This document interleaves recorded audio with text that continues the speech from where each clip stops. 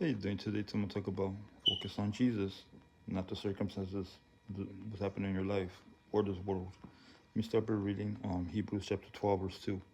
Looking unto Jesus, the founder and perfecter of our faith, or finisher, in other versions, who for the joy was set before him endured the cross, despite the shame, seated at the right hand of the throne of God. So, when Jesus, he was like getting beaten and everything. He was thinking about us. He was focused. That was his focus upon, not focused on anything else. He didn't care what happened to him. He just went through it because he was trusting in God. But my point today is, sometimes we lose focus on Jesus. Sometimes we focus on the problems in our lives. The circumstances. Person's going in your home right now. Probably going through an illness. Probably lost your job. Court battle, whatever it is, you focus on that, and we lose focus on Jesus, or at your school or anywhere else. We lose focus on Him. But what I talk about today is we have to focus on Jesus. So um, I got this interesting.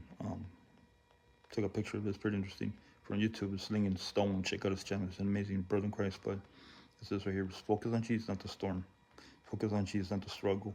Focus on Jesus, not the pain. Focus on Jesus, not the worry or the depression. Focus on Jesus, not the stress. Focus on Jesus, not the past or the present.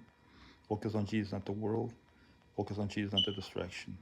So it reminds me when the apostles were on the boat, right? And it was late night, and it was really stormy and everything. There's a lot of wind, and they seen like a ghost, but it was Jesus walking on water, and um, Peter, the foot mouth disease apostle, doesn't keep him mouth shut. He told Jesus, "Let me come to you. Let me come to you." So Jesus, "Okay, come to me." So he got out of the boat, walked on water, and was coming to Jesus, looking at him, focused on Jesus, just looking at him, not on what's going around.